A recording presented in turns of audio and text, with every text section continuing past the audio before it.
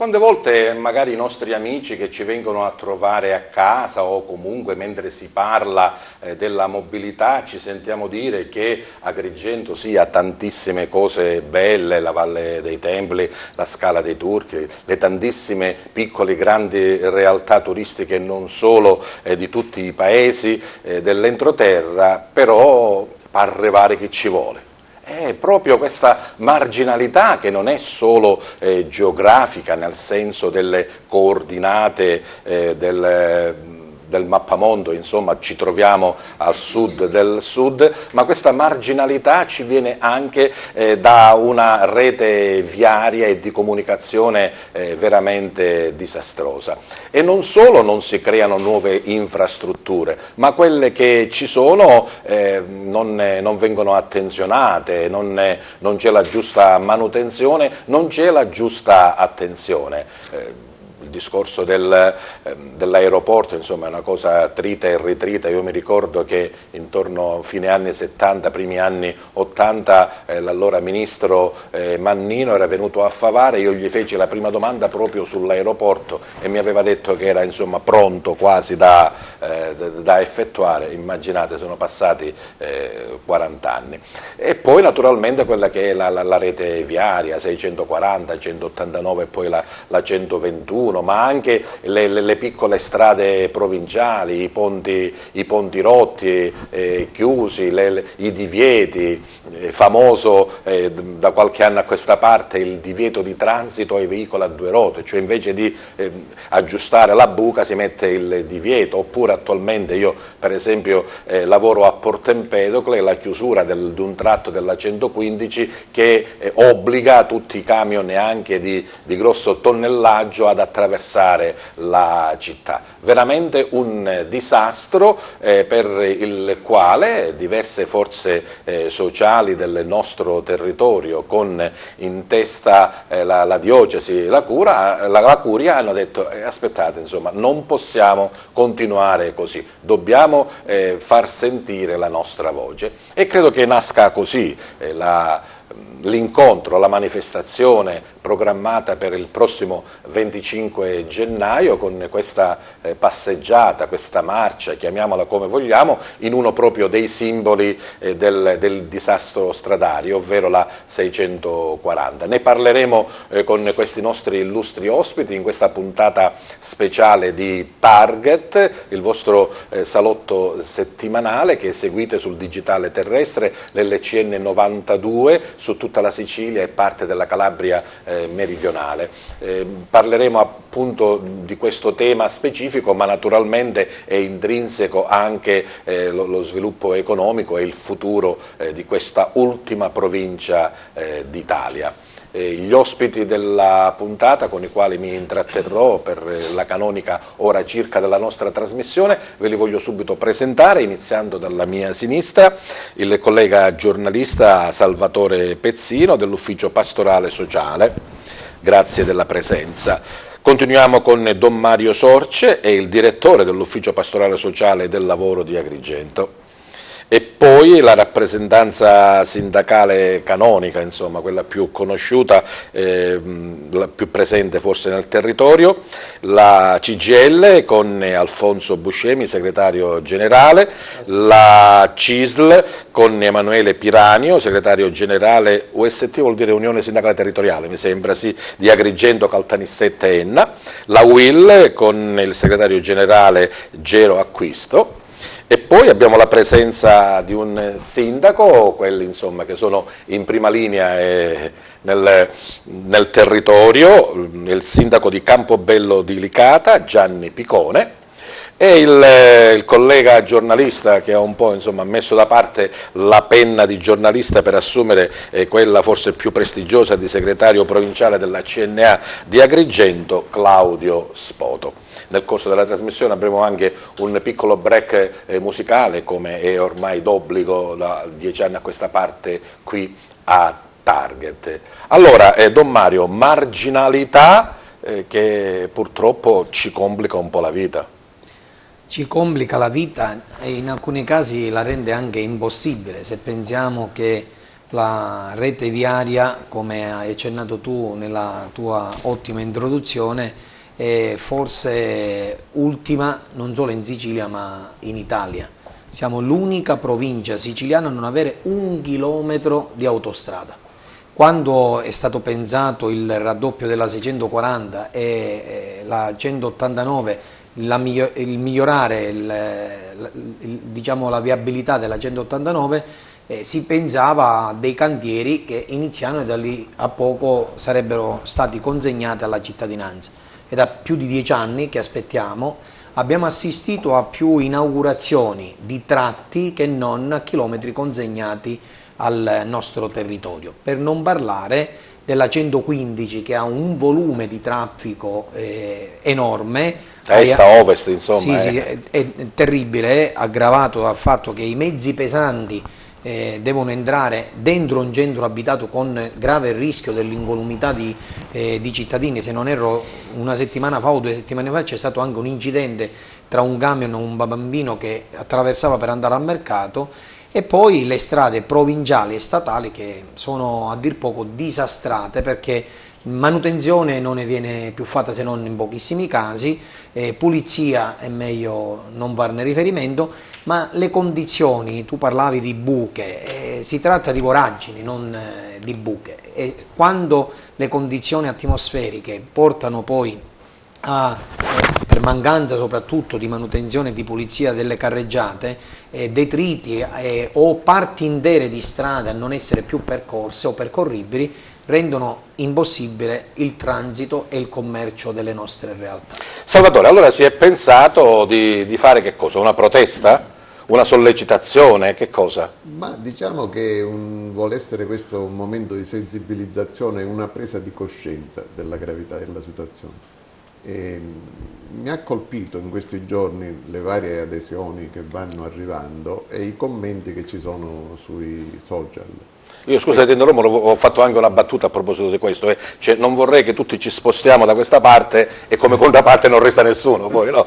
Sì, no, certo. No, ma questo per dire che non è una manifestazione contro, d'altro canto le responsabilità sono individuabili facilmente nel corso di questi anni, i vari ritardi, le manchevolezze, le omissioni che sono state perpetuate purtroppo ai danni di questo territorio. Però dicevo, quello che mi ha colpito nei commenti delle varie persone che manifestano la loro voglia di aderire e partecipare alla manifestazione è che tutti quasi ripetono lo stesso slogan: ma dove siamo stati? Ecco, per questo dico una presa di coscienza, cioè la gente si rende conto che come ha potuto fare per tanti anni a sopportare questa situazione senza reagire. Quindi nella scala delle responsabilità ci sono delle responsabilità che afferiscono anche al semplice cittadino.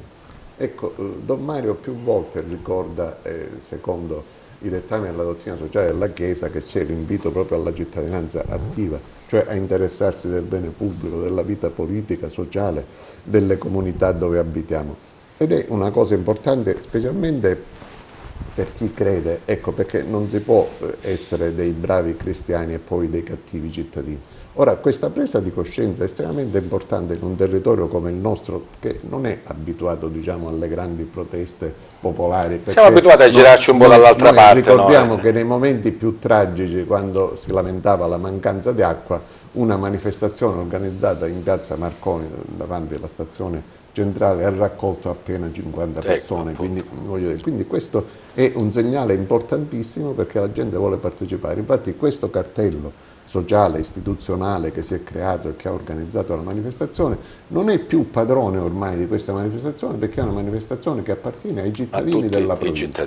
Sindaco Picone, parlavamo di grande, tra virgolette, comunicazione, ma anche le strade provinciali che portano in tutti i 43 comuni della provincia, insomma, non sono da meno, specialmente quando poi un paese si trova un po' fuori dalle direttrici, quelle principali, si sente più isolato?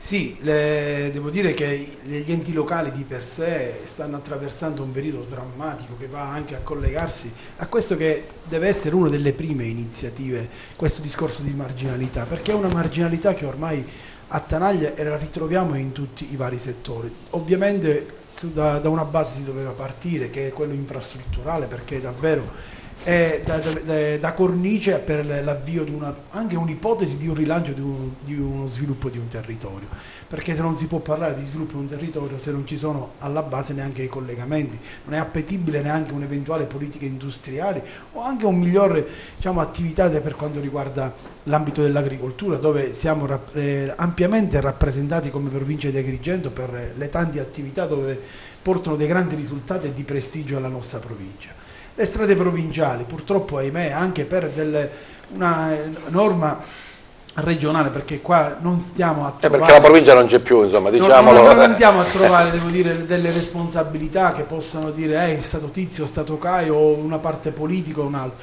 Qua veniamo da un trentennio, secondo me è anche un modo di vedere la Sicilia, nel nostro caso anche la provincia di Agrigento, cioè solo una visione assistenzialistica e clientelare, dove ci ha relegato agli ultimi posti di ogni classifica, e siamo dinanzi anche a uno scenario del momento dell'indignazione. Sono anche un giovane amministratore, dove voglio dare anche, come dire, nell'occasione anche la voce anche ai miei colleghi sindaci, un giovane amministratore che ha tanta anche rabbia dentro. Sono il mio secondo mandato e vedere quotidianamente partire... Sei recidivo allora? Sì, e c'è un pizzico di incoscienza, però voglio dire, fatto davvero con tanto, dico, voglia di servizio e con voglia di voler rimanere in questa terra. E quindi dico, nel caso specifico è stata fatta una politica in modo, scientifico, in cui si è fatto un investimento nella Sicilia sul precariato, e quindi si è sviluppato un mondo precario, e ogni giorno veder partire famiglie intere, giovani e tant'altro, cioè viene davvero un modo anche angosciante a voler amministrare. Però quello che emerge è anche una sorta di rassegnazione, e questa manifestazione che si parte dall'ambito infrastrutturale è dire no e basta alla rassegnazione, quindi viene chiamato anche in prima persona ad essere, come diceva poco fa il dottore Pezzino, il cittadino a essere protagonista di questa azione. Le strade provinciali, mi riferisco principalmente alle strade interne della montagna, dove hanno serie e gravi difficoltà, anche per lo stesso motivo della salute, cioè nel senso di raggiungere un ospedale in caso di un'emergenza. Ora, è un paese civile che noi ci definiamo un paese europeo, non è consentito. E quindi che cosa è più delle volte che noi chiediamo? Chiediamo la normalità, perché attraverso una politica in cui il cittadino è al primo posto, in cui ci interessa del bene comune, in cui si dà valore a quello che si ha attraverso delle politiche, ma delle politiche non che sono solo fatte di risorse economiche che ci vogliono, ma parliamo anche di risorse umane. Se non si riesce a spendere, se la regione Sicilia o i comuni non riescono a spendere, cioè si deve interrogare la politica perché non si spende, non perché un sindaco non ha voglia di fare, ma perché mancano delle figure tecniche affinché si possano portare con progetti esecutivi e poter sviluppare lavoro. Come avete sentito, insomma, ci sono tanti argomenti, che si parte appunto dalla marginalità e dalla difficoltà di movimento e poi a quello che è lo sviluppo del territorio.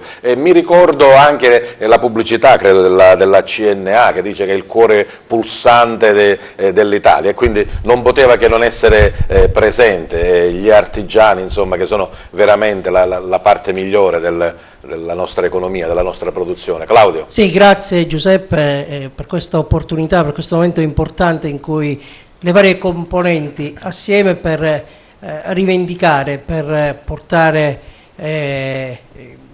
nel concreto quelle che sono le esigenze di questo territorio mortificato da decenni, che però non ha trovato mai riscontro nonostante timide sollecitazioni, nonostante le prese di posizione. Adesso finalmente c'è un cartello compatto, unito, per denunciare questo stato di cose che ovviamente non offre sicurezza, non offre sviluppo, e senza sviluppo non ci può essere riscatto sociale. Quindi i collegamenti sono vitali, sono importanti, perché ovviamente noi siamo sconnessi ai collegamenti e questo non è possibile. Nel 2020 non possiamo non avere un'autostrada, nel 2020 non è possibile non avere una rete ferroviaria ad alta velocità. I porti, siamo tagliati fuori da qualsiasi occasione di sviluppo, nonostante lo sforzo quotidiano di imprenditori, di artigiani, di operatori che ogni giorno tartassati da tasse, tributi, balzelli, si alzano, sudano, si sacrificano, ma non riescono poi a portare a termine il loro processo produttivo, perché ovviamente tutto questo determina un maggiore costo dei trasporti e negli oneri connessi, e quindi una minore competitività sul mercato. Ecco, questo è un concetto che va focalizzato, che dobbiamo mettere bene sull'agenda di chi opera e chi deve spingere, chi ha responsabilità di governo, a trovare soluzioni immediate. Questo cartello è il trampolino di lancio, deve essere un faro, Don Mario, sentinella di questo territorio, non solo per i collegamenti, ma deve continuare a vigilare, ad essere presente nel territorio per denunciare il vuoto, il deficit delle istituzioni quando non riescono a dare soluzioni al territorio. Questo è un fatto importante che va sottolineato. Bene. Perché questo potrebbe essere un momento storico per il rilancio e il riscatto di questo territorio. Bene Claudio, poi approfondiremo naturalmente anche nel particolare alcuni temi importanti. Come avete visto poco fa nel cartello c'è una parola molto forte: indignazione. Alfonso Buscemi, perché? È stato spiegato dai miei amici che mi hanno preceduto, perché non è più tollerabile l'isolamento infrastrutturale che stiamo denunciando, che ti porta a quella qualità della vita che tutte le classifiche di questo mondo ci dicono essere sempre all'ultimo posto. Non ci può essere qualità della vita senza lavoro, non ci può essere occupazione senza sviluppo, non ci può essere sviluppo se non c'è la possibilità di connettersi con gli altri territori. Basta pensare che per arrivare a un qualunque aeroporto da Ovest ad Est o Palermo ci vogliono 3 ore di macchina mediamente, 2 ore, 2 ore e mezza se va bene. Indignati perché tutto questo sta portando a morire la nostra provincia. Noi abbiamo perso di fatto quella che è la ricchezza della nostra provincia. Spesso parliamo della ricchezza culturale, della Valle dei Templi, di alcuni prodotti tipici locali, ma la nostra migliore ricchezza sono i giovani che per le cose che ci stiamo dicendo ormai sono stati condannati perché non sono scelte di vita. Un tempo c'era la scelta di vita di andare fuori, oggi sono condannati a cercare un posto di lavoro fuori o a sviluppare le competenze acquisite negli studi fuori. Allora, quando noi abbiamo ragionato come cartello sociale, le organizzazioni sindacali e l'ufficio di pastorale, cosa facciamo noi rispetto a queste classifiche? Perché tutto nasce quando il 30 dicembre ci siamo incontrati per dire: ma rispetto all'ennesima graduatoria che vede Agrigento relegata agli ultimi posti di qualità di vita, noi cosa offriamo alla nostra gente, ai pensionati, ai lavoratori, ai disoccupati, alle imprese? Mettiamo a disposizione l'iniziativa e dimostrare a chi ha competenze per risolvere i problemi e a chi ha responsabilità di questi problemi di dare un segnale. Indignati significa che il 25 di gennaio, sabato prossimo, al governo nazionale, al governo regionale, a quegli organismi partecipati da questi o controllati da questi, le ferrovie, l'ANAS, noi li monitoreremo giorno per giorno. E sono contento e siamo soddisfatti perché già l'annuncio di questa iniziativa, evidentemente anche la grande partecipazione che viene manifestata ogni giorno, già a qualcuno ha fatto suonare un campanello d'allarme, perché se un componente del governo nazionale ha voluto incontrare in prefettura questo cartello sociale, se un assessore del governo regionale è venuto ad Agrigento a sentire e soprattutto, abbiamo detto noi, a comunicare che cosa intendono fare per la soluzione dei problemi, vuol dire che quella indignazione già ha prodotto queste cose, di cui noi giorno 8 febbraio metteremo in un libro tutti quei cantieri che sono già cantierabili, perché e che cosa aspettano ad essere portati a termine, tutte quelle urgenze rispetto al territorio agrigentino che necessitano di un progetto, cosa intende fare il governo E cosa intende fare il Vice Ministro? Che cosa farà l'ANAS rispetto a un semaforo che da circa 6-7 anni è fermo su un ponticello di 4 metri? Vede, noi siamo orgogliosi di appartenere al nostro paese, ma vogliamo appartenere a quel paese Italia che è in grado nell'arco di un anno di progettare un'opera faraonica e promettere di realizzarla in un altro anno, come il Ponte Morandi a Genova. Noi vogliamo appartenere a quell'Italia, ma pretendiamo che anche il nostro Ponte Morandi venga a essere ripristinato. Certo, c'è un po' di latitudine di differenza, però dobbiamo colmarla. Abbiamo detto di cartello sociale, e mi riferisco al segretario Piranio, ma si tratta di un'indignazione soltanto dei vertici, dei portavoce, o evidentemente sentite anche questa indignazione e quindi questa partecipazione del cittadino normale, dell'imprenditore, del lavoratore?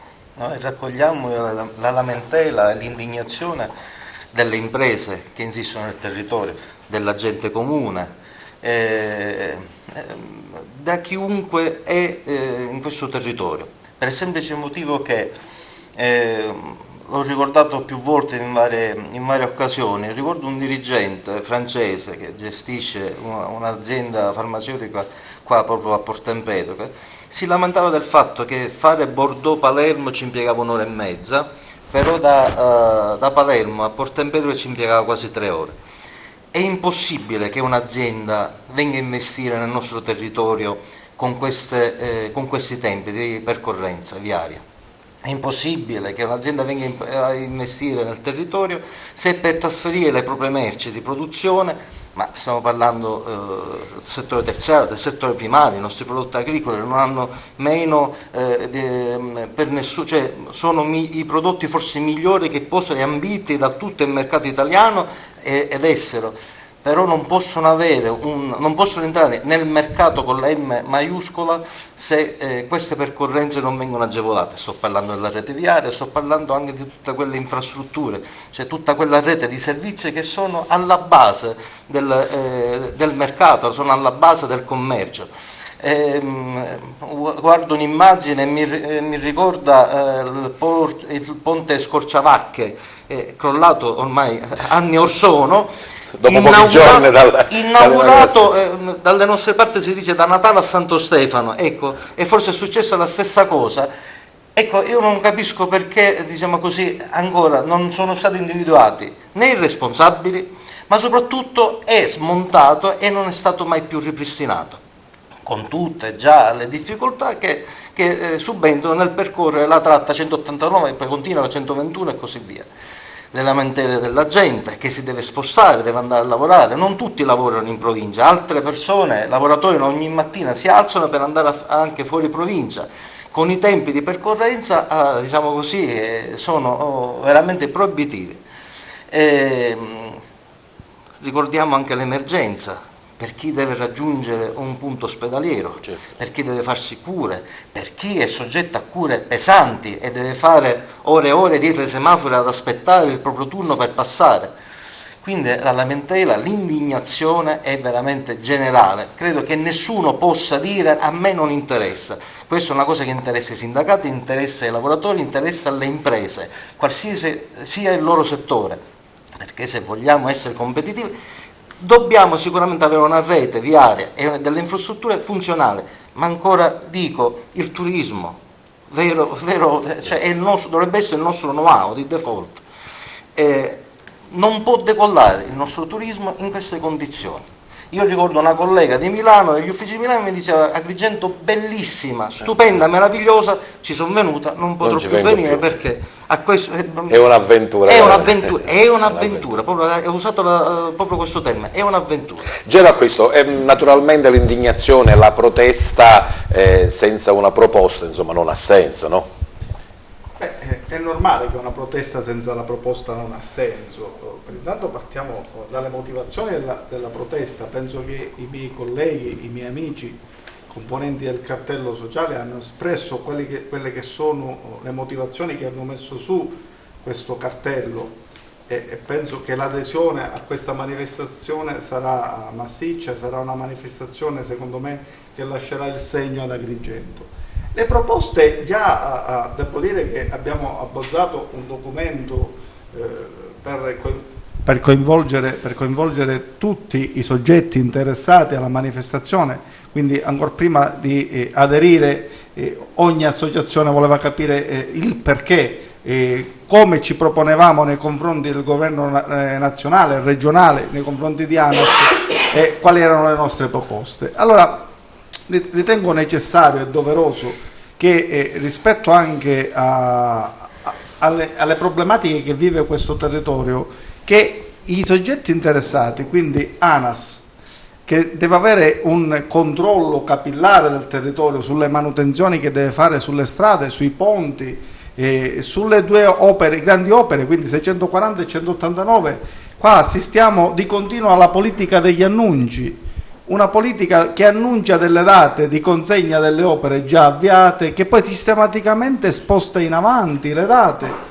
Quindi ricordo una dichiarazione ad esempio dell'assessore Falcone che dichiarava che entro il 2018 avrebbe consegnato, quando avrebbe spento i semafori sulla 189 e quindi doveva consegnare l'opera in tempi brevissimi. Questo non si è verificato, i semafori continuano ad essere accesi e l'opera non viene consegnata alla cittadinanza.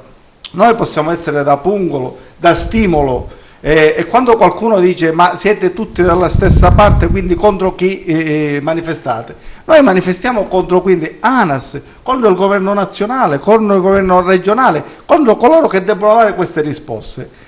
È arrivato qua ad Agrigento perché ha voluto incontrare il cartello sociale, ha voluto incontrare i sindaci, il vice ministro. Noi apprezziamo questa sua disponibilità, i cancelleri, questa sua disponibilità a questo incontro, questa volontà di farci sapere prima della manifestazione che le cose che sta mettendo in atto e che sta proponendo in essere per gli agrigentini e per la viabilità di questo territorio. Però abbiamo detto noi che apprezziamo questo suo atteggiamento, questa sua disponibilità, ma abbiamo già spostato dopo la manifestazione un tavolo tecnico che sarà l'8 di febbraio, dove noi parleremo tecnicamente, scenderemo proprio nel dettaglio sulla pianificazione degli interventi che dobbiamo fare. Quindi dobbiamo avere solo la bontà di manifestare, dimostrare alla politica che oramai gli agrigentini si sono indignati. La misura è colma, ecco. Che la misura è colma.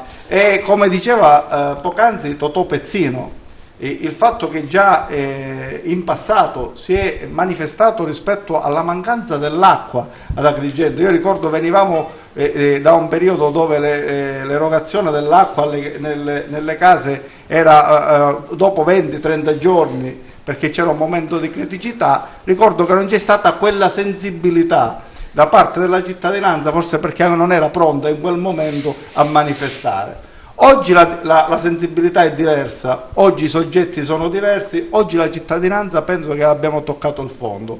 Le graduatorie di Italia Oggi e del Sole 24 Ore non sono campate in aria, e le graduatorie sono elaborate studiando i vari ci sono dei fattori che concorrono a dare... Siamo 107 su 107, quindi non ci resta che raschiare il barile, quindi dobbiamo cercare di rialzare la testa e di rilanciare Agrigento. Quindi con il 25 parte la vertenza Agrigento.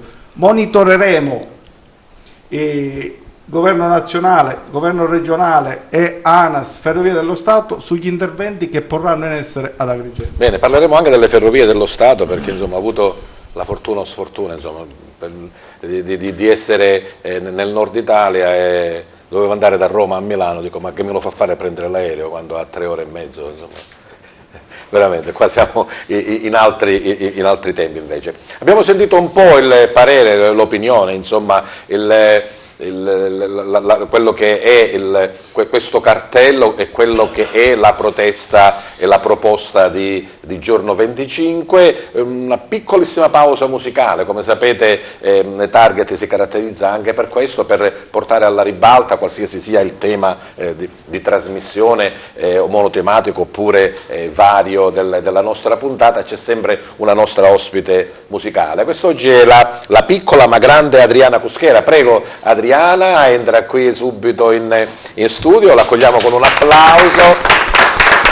Vogliamo un po' conoscerti, Adriana. Tu sei di Favara, mi sembra, no? Sì. Sì. Guarda quella la telecamera è quella lì, vai.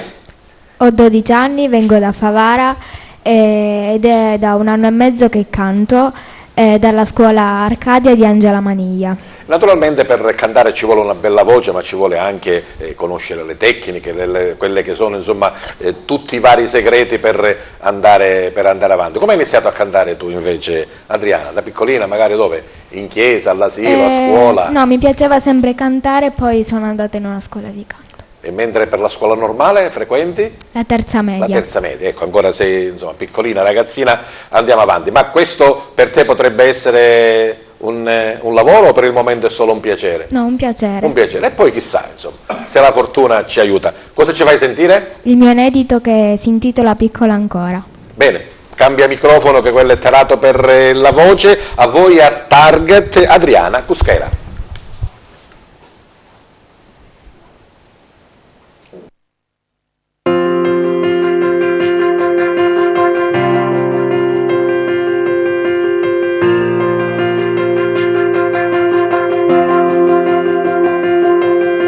Certe volte penso ai miei sogni nel cassetto e se guardo attentamente mi accorgo che si è aperto ed eccomi qua con i vostri occhi su di me e mentre canto l'ansia di prima più non c'è. Io sono piccola ancora, davanti a voi sono sola, ma quando canto il mio cuore abbraccia forte la mia mente vola, esce via dal mio petto, è come fosse un ritratto, mi mostro tutto ciò che provo su questo palco.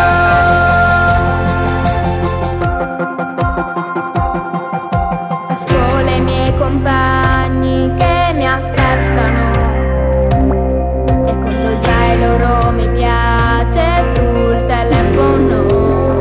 Vi prometto che tutto ciò non mi cambierà, perché quando canto mi sento solo più libera. Io sono piccola ancora, davanti a me tanta strada, ma quando canto il mio cuore abbraccia forte la mia mente vola, esce via dal mio petto, è come fosse un ritratto, mi mostro tutto ciò che provo su questo palco.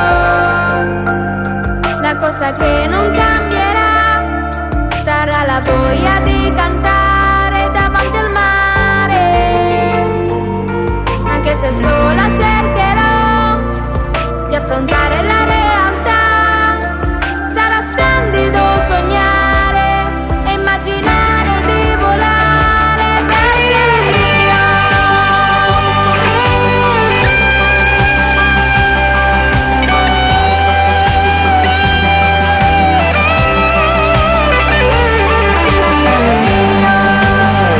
sono piccola ancora, davanti a me tanta strada, ma quando canto il mio cuore abbraccia forte la mia mente vola, esce via dal mio petto, è come fosse un ritratto, vi mostro tutto ciò che provo su questo palco.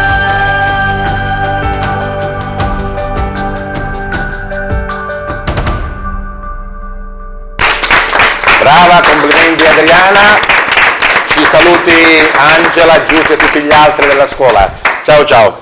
Don Mario, dicevamo che le adesioni subito insomma, sono arrivate da ogni parte, noi qui in redazione, insomma, in tutte le testate giornalistiche ci arrivano comunicati praticamente in ogni momento, quindi si prospetta sicuramente una grande manifestazione. E come l'avete articolata?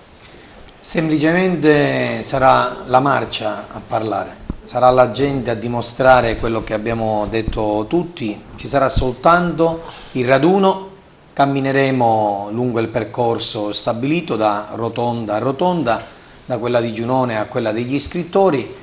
Poi verrà letto un documento condiviso che ha preparato l'Ufficio di Pastorale Sociale del Lavoro assieme ai sindacati e accolto e partecipato anche dai nostri sindaci. Tutti hanno dato il loro contributo, dove semplicemente si riprendono i temi che ci hanno portato a questo momento e movimento, e soprattutto poi la parte più importante, che è quella tecnica. Il prossimo incontro, non solo l'8 febbraio, ma anche gli altri momenti che devono concretamente farci vedere cosa si cambia, non cosa si dice di voler cambiare o cosa si promette.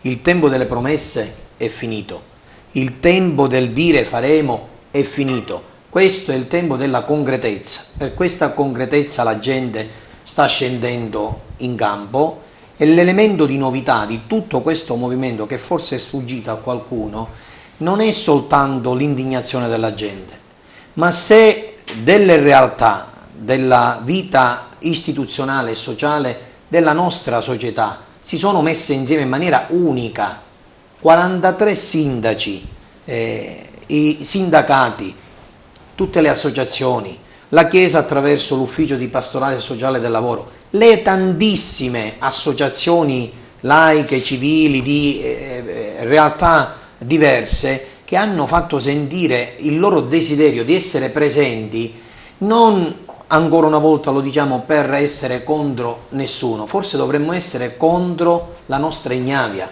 forse dovremmo essere contro il nostro aver fatto silenzio per troppo tempo, forse siamo stati colpevoli, per non dire complici, di quello che gli altri hanno deciso e noi abbiamo permesso.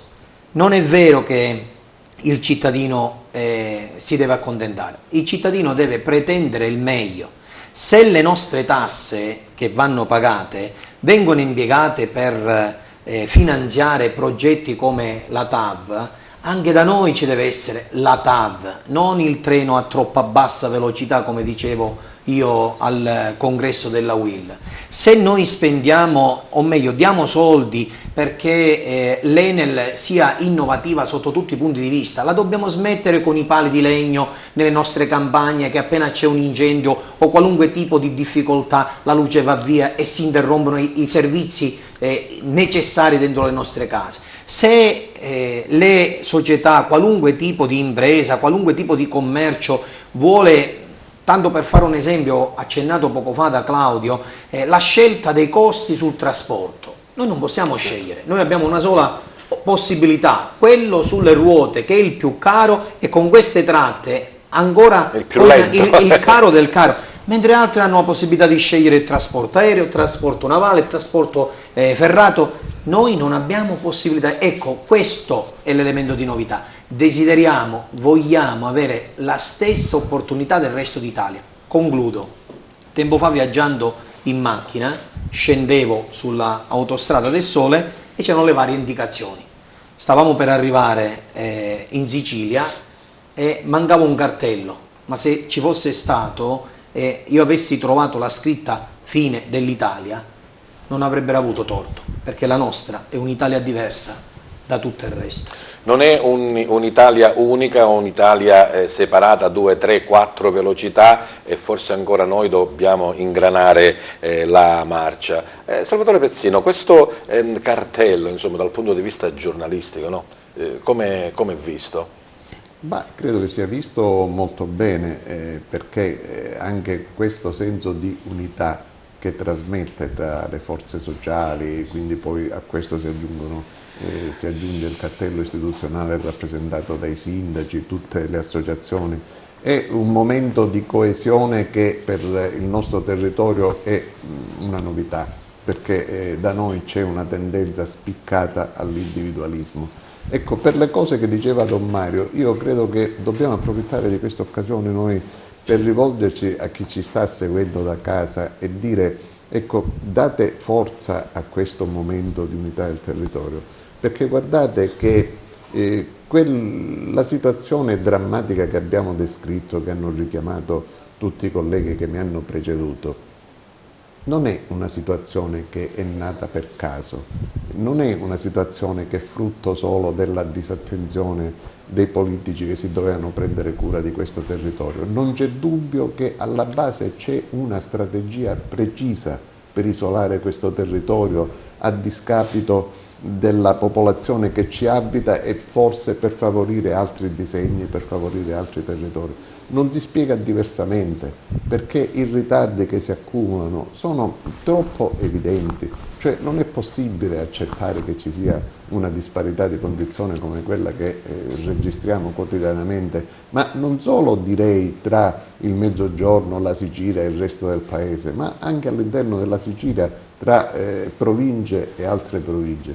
Quindi abbiamo bisogno di dare forza a questo momento di mobilitazione popolare. E io dico ai cittadini, state vicino anche ai vostri sindaci, stategli vicino perché i sindaci sono in prima linea, affrontano tante difficoltà, cioè non è un caso che i sindaci oggi si ritrovano accanto alla gente e scendono in piazza, perché anche loro vivono momenti tragici di isolamento, perché mancano punti di riferimento in questo momento, perché c'è una politica, diciamo pure, che rispetto a quella del passato forse è meno attenta alle esigenze del territorio. E al peggio forse non c'è mai fine. Sindaco Picone, lo dicevamo, voi siete quelli in prima linea, lasciate molto spesso soli e con risorse veramente quasi nulle. Sì, vede, molte le volte me lo chiedo anche a rappresentanze politiche a livelli tra virgolette superiori, se gli enti locali, dico diversi comuni, ne abbiamo anche nella nostra realtà, vanno in dissesto o in procedure di riequilibrio finanziario, bisogna chiederselo le motivazioni perché gli enti locali vanno in dissesto. Cioè non è che siamo spendaccioni, cioè non è che derivano o chi è quel sindaco buttiamo i soldi dalla finestra, o chi è quel sindaco che vorrebbe tra virgolette passare nel suo percorso amministrativo perché ha avuto tra virgolette la fortuna, nel senso di essere scelto e votato e quindi rappresentare un territorio e passare per quel sindaco che durante quel periodo il comune è andato in dissesto, il riequilibrio. Cioè oggi la politica, dico, non si chiede come poter risolvere o quantomeno essere di aiuto. Noi nella pubblica amministrazione è da 20 anni che non si fanno delle assunzioni, e specialmente noi della regione Sicilia, in cui ha fatto l'investimento sul precariato, cioè ha creato davvero anche nel modo di pensare precario all'interno degli enti locali.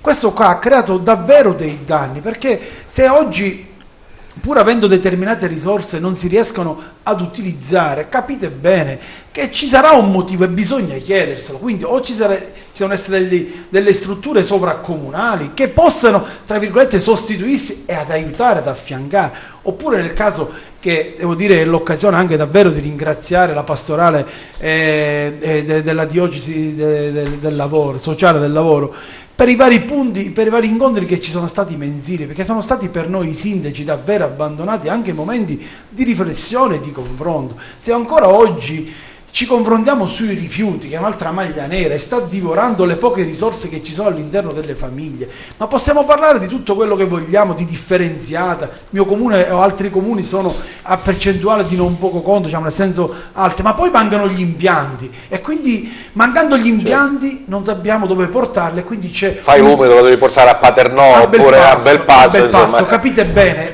tutto l'utile, anzi te lo mangi per strada. Io voglio dire una cosa, verosimilmente oggi l'umido costa di più, il conferimento dell'umido costa di più del secco di silo, cioè della discarica. Ora è inutile che qua ci chiediamo, se noi non siamo capaci, ed è questo che oggi dobbiamo anche capire, perché se oggi manca dell'impiantistica, nel caso degli specifico delle cose, due sono uno, o non si è state capaci di sapere amministrare, o scientificamente, come diceva poco fa il dottore Pezzino, è stato fatto tutto affinché questa terra sia relegata agli ultimi posti e rassegnata, come dire, all'emigrazione e anche al discorso di essere sempre agli ultimi posti. Bene. Noi questo cartello non ci sta, e quindi sia che sia per le infrastrutture, ma che riguardano le altre cose, che in altri paesi è la normalità. Noi dobbiamo arrivare a un concetto di normalità. E quello che diceva prima anche il segretario della CNA, la normalità, il lavoro, l'investimento, il sacrificio della piccola impresa come della grande industria, ma che deve avere un riscontro.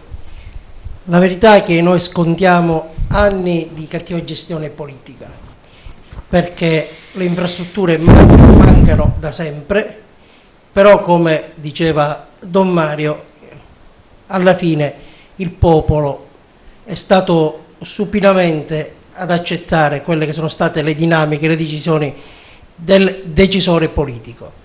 Qui bisogna invertire la tendenza, ma è un fatto culturale, perché bisogna ribellarsi. Io mi auguro che l'indignazione, la ribellione non evapori e finisca il 25 gennaio. Che la novità vera sarà dopo il 25 gennaio, perché fino al 25 gennaio ci siamo arrivati tante volte. È dal 26 gennaio che dobbiamo tracciare lo spartiacque, è lì che dobbiamo lanciare la sfida vera, autentica a chi governa il territorio e alle autorità competenti che hanno un ruolo nella gestione dei collegamenti in questo caso, ma io direi di allargare il bacino della visione per quanto riguarda i servizi, anche i servizi. Certo, anche perché, come diceva prima Gero Acquisto, 107 su 107 non vuol dire soltanto marginalità infrastrutturale, vuol dire che in realtà c'è qualcosa che non va a 360 gradi. Alfonso Buscema. Sì, potremmo anche qui stilare un elenco lungo delle cose che non vanno. È stato fatto l'esempio cardine. Si potrebbero dare delle priorità, ma sempre al punto di partenza, cioè la qualità della vita come si misura? Si misura, è stato detto, con il problema dell'igiene ambientale, laddove i sindaci hanno subito le non scelte regionali o le scelte sbagliate regionali, ma anche hanno lasciato correre rispetto alle scelte che erano di prerogativa loro. I servizi sociali sono inesistenti. Con i tagli continui che ci sono stati da 10 anni a questa parte, anche lì mi viene da dire, Claudio diceva il 25, ci misuriamo su quello che sarà dopo il 25, è chiaro, perché per noi il 25 si parte. Ma noi già da 10 anni, CGIL e Cislewill, abbiamo chiamato i primi cittadini tante volte a scendere in piazza contro il taglio del governo nazionale e il taglio del finanziamento del governo regionale. A differenza di oggi non siamo stati mai capaci di poter creare le condizioni come oggi di protestare contro quella scelta politica.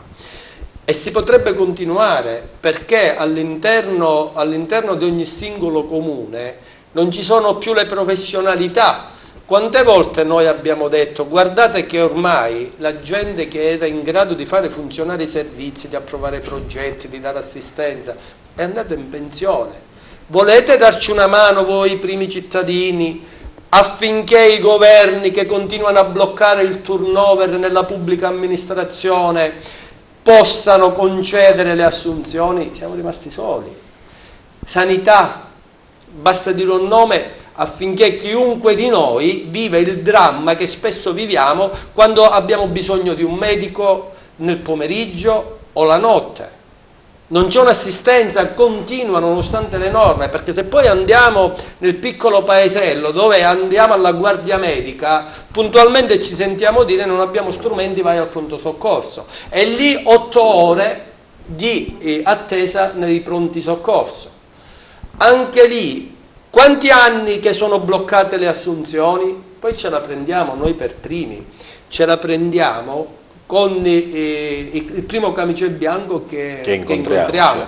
Ma se in una corsia, laddove i parametri obsoleti vecchi ci dicono che bisogna avere 4 infermieri, ne troviamo uno, quale responsabilità l'infermiere che dopo 15 minuti che noi chiamiamo assistenza non viene? O medici.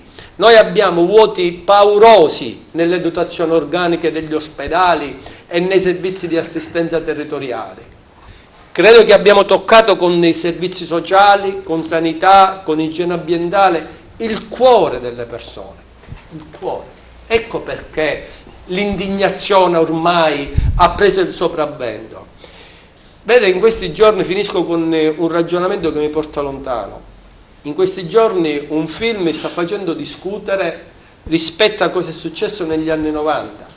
Negli anni 90 è successo un terremoto politico perché quei politici non avevano capito che la gente era stanca di quel sistema, era stanca di subire ancherie rispetto a una logica di potere che si era venuto di fatto ad accettare.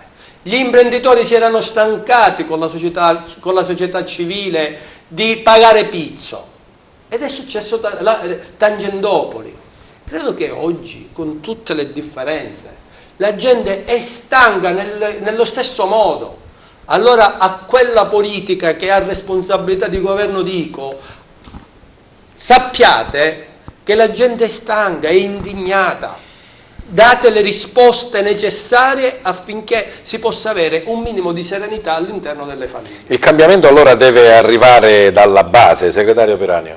Assolutamente sì, deve arrivare, deve partire dalla base. Con questa manifestazione si chiamano tutti i cittadini, chiunque vive in questa provincia, come ho detto prima, escluso nessuno. Deve partire dalla base del sindacato, è partita dalla base della curia, dalle aziende, dalle associazioni datoriali. Io credo che sia un passo molto importante, ora come ora doveroso con responsabilità, cioè che chiama alla responsabilità tutti. Perché? Perché è un punto di non ritorno. Noi siamo ormai in un punto, siamo con le spalle al muro, forse è la parola giusta, siamo con le spalle al muro. E forse il muro ci sta crollando. Ecco. E forse il muro ci sta crollando. Se noi guardiamo, poi non vorrei fare polemiche, se noi guardiamo dal 1861, oserei dire, da quando fu l'unità d'Italia, ecco, noi oggi non abbiamo l'unità d'Italia. Anticipato lei poc'anzi, abbiamo un'Italia a 2, a 3, a 1 e a 4 velocità. Noi rappresentiamo la parte più retrocessa dell'Italia.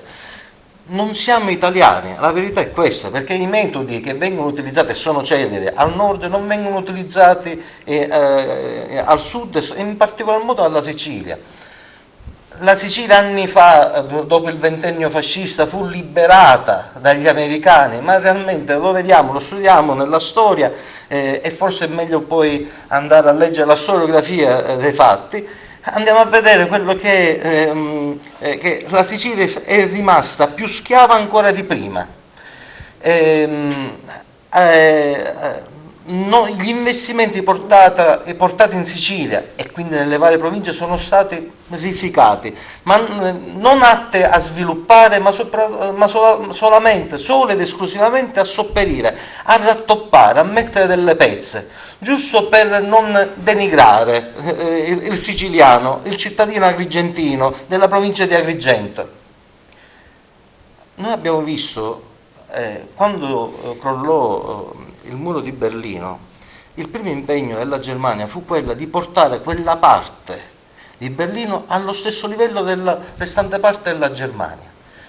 Noi in Italia non abbiamo vissuto questo, noi abbiamo vissuto che anzi si sono creati negli anni quegli schieramenti, chi era del partito del nord e chi era del partito del sud. Questo divario continua ancora. E purtroppo continua ancora, è inutile che poi qualche partito forse si cela dietro a un viso più democratico, ma realmente lo si vede e con le ultime affermazioni del buon Bossi. Noi siamo i siciliani e stiamo attenti a questi siciliani, se no poi siamo come gli africani che invadiamo il nord. Aiutiamoli qua, nella nostra terra.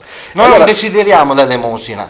Certo. E oggi il 25 diciamo basta, parte da Agrigento, ma credo che sia una manifestazione che partirà da Agrigento, ma si espanderà a macchia d'olio nelle altre province, ma in tutta la Sicilia e perché no anche dal sud verso il nord. Non vogliamo l'elemosina, desideriamo di cuore quello che di diritto la storia ci ha levato. Già questo, forse si è sentito anche un po' che la colpa è anche un po' nostra, quando nostra dico del popolo normale, che forse dovevamo anche noi già da tempo indossare un gilet giallo e fare casino, scusatemi il termine. Non è mai troppo tardi. abbiamo detto poco fa che la misura è colma. Quando la misura è colma poi ti devi dare diverso, quindi devi adottare delle strategie per cercare di manifestare l'indignazione. Come diceva qualche mio collega prima, la felicità che provo nel aver creato assieme ai miei colleghi questo cartello, anzi aver ridato vita a un cartello che prima c'era ad Agrigento, quindi la voglia di mettersi assieme e manifestare, quindi per le cose che ci siamo detti, noto che comunque sta suscitando l'interesse di altri territori, prettamente non solo siciliani ma di tutto il meridione. Ieri leggevo che ad Enna stanno organizzando la manifestazione contro lo spopolamento. Siamo precursori allora di questa sì, rinascita. Siamo precursori. E ieri proprio che abbiamo organizzato un convegno come Will, è venuto e c'è stata la presenza del segretario Carmelo Barbagallo ad Agrigento, abbiamo organizzato un convegno con la presenza di oltre 500 iscritti e di persone che avevano interesse ad ascoltare Carmelo Barbagallo. Lo stesso segretario è arrivato ad Agrigento proprio per venire a dare sostegno alla manifestazione del 25 e per venire ad ascoltare la lista nera dei problemi di Agrigento. Proprio da lì lui ci raccontava nel suo intervento conclusivo che comunque c'è un risveglio del Sud. Agrigento penso che siamo stati proprio i primi in assoluto a cercare di dare voce a questa indignazione, e sono convinto che se ci stiamo attenti, se monitoriamo questo nuovo percorso, questo nuovo modo di agire di tutti questi soggetti che ognuno con il proprio ruolo e ognuno con il proprio interesse, e giustamente come diceva poco fa il sindaco, oramai i sindaci sono lasciati completamente all'abbandono totale, cioè non hanno neanche le risorse per fare l'ordinaria amministrazione, i soldi vengono spesi quasi nella totalità per pagare gli stipendi ai dipendenti, quindi non si riescono a offrire servizi, quindi anche lì l'interesse da parte del sindaco che viene additato dal cittadino come il responsabile della mancanza dei servizi, della viabilità che non funziona in quel comune, in quel territorio, quindi ha capito oggi che anziché agire in solitudine o agire da solo attraverso i propri punti di riferimento, possibilmente politici, che qua sappiamo tutti come sono andate le cose per diversi anni. Meglio fare rete allora. Meglio stare assieme e creare questo cartello. Bene, quindi il 25 dobbiamo essere tutti alla Rotonda Giunone a manifestare. Bene, come avete visto, insomma, anche se la puntata è stata monotematica, nel senso che abbiamo parlato di questo aspetto, di questa gente in movimento per il 25 di gennaio, è stata molto interessante anche perché ci coinvolge su tutti gli aspetti. Siamo arrivati al termine della nostra trasmissione e, come succede ormai da 10 anni, lo dico magari a chi non lo sa, chi non lo ricorda, quando ci avviamo ai saluti bisogna farlo in maniera particolare, con una citazione, con una frase, con un buon proposito, insomma non il semplice grazie, buonasera e arrivederci, insomma preparatevi per questo, 10 secondi ognuno per i saluti e per dare naturalmente l'appuntamento, magari questo lo faccio io, il 25 di giugno alla Rotonda Giunone alle ore 9, alle ore 9? 11. Alle ore 11 per fare questa marcia. Grazie della presenza e della partecipazione a Claudio Spoto, segretario provinciale CNA Agrigento. Io mi auguro che finalmente si possa cambiare passo, che potremmo viaggiare in ora e non ancora in ere. Grazie a Gianni Picone, sindaco di Campobello di Licata. Grazie ancora, che il 25 sia la giornata del riscatto di questa terra, dove prevalga il noi e non l'io. Grazie a Gero Acquisto, segretario generale Will. La manifestazione del 25, unica opportunità per il riscatto di questo territorio. Grazie Emanuele Piranio, segretario generale Cisla Agrigento Caltanissetta Enna. Sì, semplicemente il 25 tutti insieme, perché insieme si possono ottenere ottimi risultati. Grazie Alfonso Buscemi, segretario generale CGIL. Grazie a voi. Sabato 25 tutti in piazza a difendere il nostro diritto di mobilità libera e in sicurezza. Saltiamo Don Mario, che lo lasciamo per ultimo, Salvatore Pezzino dell'Ufficio Pastorale Sociale di Agrigento. Tutti insieme in strada per aggiustare le strade. E il saluto finale e il ringraziamento a Don Mario Sorce e con lui veramente tutta l'Arcidiocesi di Agrigento. La Chiesa è sempre dovunque in primo piano e presente su tutte quelle che sono le problematiche del nostro territorio. Don Mario. E io vi saluto con le parole di Giovanni Paolo II proprio alla Valle dei Templi. Agrigento, alzati. Grazie della vostra presenza e partecipazione, vi aspettiamo tutti il giorno 25 di gennaio alle ore 11 alla Rotonda Giunone per questa manifestazione di Agrigento e mi raccomando siamo presenti perché siamo noi la voce che deve gridare forte. Grazie a tutti e buona serata.